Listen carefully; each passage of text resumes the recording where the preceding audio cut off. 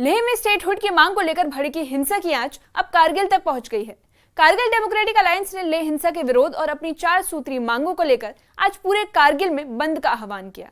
बंद के असर से जिले भर में दुकानें, बाजार और परिवहन पूरी तरह से ठप रहे।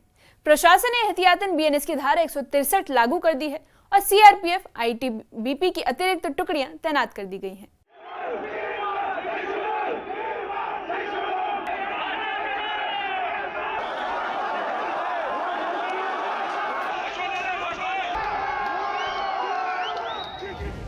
लेह की हिंसा की आंच कारगिल तक पहुंच चुकी है। कारगिल डेमोक्रेटिक अलायंस ने लेह में हुए प्रदर्शनों के विरोध और अपनी 4 मांगों के समर्थन में पूर्ण बंद बुलाया। इस दौरान पूरी कारगिल जिले में दुकानें, बाजार, स्कूल और परिवहन सेवाएं पूरी तरह से ठप रही। आम लोगों की दिनचर्या प्रभावित हुई और पूरा इलाका बंद की वजह से सन्नाटे में डूबा नजर आया। लेह में 24 सितंबर को हुए प्रदर्शनों में कई लोगों की मौत होने की घटना के बाद कारगिल में भी तनाव बढ़ गया है। कारगिल डेमोक्रेटिक अलायंस ने इसे लोकतांत्रिक अधिकारों पर हमला बताया। कारगिल में केडीए के आह्वान पर पूर्ण बंद देखने को मिला। संको उपमंडल सहित जिले के सभी बाजार, दुकानें, परिवहन और व्यापारिक प्रतिष्ठान बंद रहे।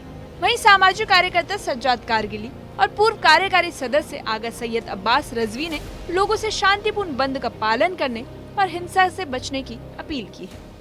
लेह में जो एक लद्दाख रीजन में हमारा एक पीसफुल पिछले 5 साल से प्रोटेस्ट चल रहा था, पीसफुल, यानी स्टेटहुड और 6 शेड्यूल को लेके, लेकिन कल के वाक़े पे बहुत अफसोसनाक वाक़या हुआ जो लेह में हुआ।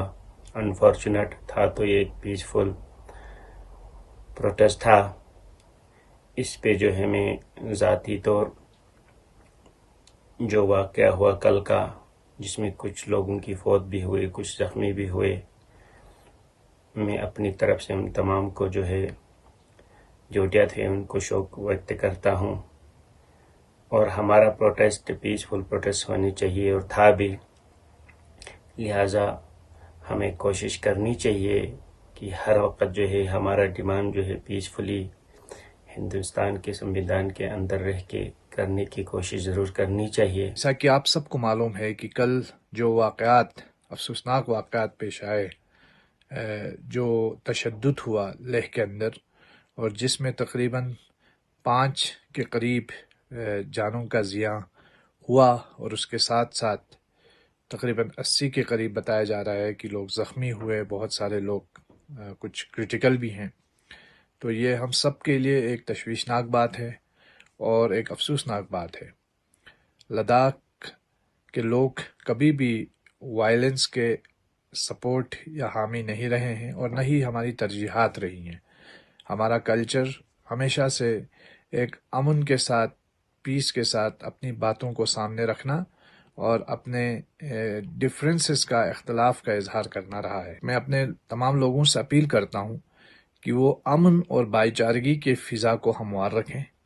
जैसा कि आप सबको मालूम है आज करगिल बंद है। मैं अपने करगिल के तमाम बड़े बुज़ुर्गों, भाइयों, बहनों से अपील करता हूँ और ख़ास कर नौजवानों से कि वो आराम से अपने घरों में रहें और पीसफुली अपने इस जो बंद को है वो कामयाब बनाएं।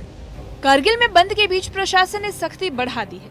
बीएनएस की धारा 163 लागू की गई, जिसके तहत 5 या उससे ज्यादा लोगों के इकट्ठा होने पर रोक लगा दी गई है। हालात को काबू में रखने के लिए सीआरपीएफ और आईटीबीपी की अतिरिक्त टुकड़ियां तैनात की गई हैं।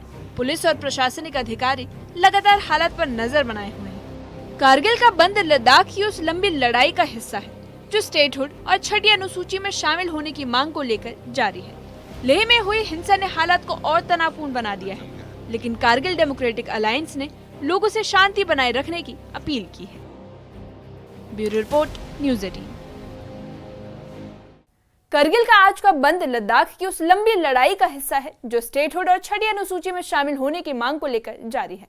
लेह में हुई हिंसा ने हालात को और तनावपूर्ण बना दिया है, लेकिन कारगिल डेमोक्रेटिक अलायंस ने लोगों से शांति बनाए रखने की अपील की है। वहीं प्रशासन कड़ी सुरक्षा में है, पर इलाके में माहौल अब भी तनावपूर्ण बना हुआ है।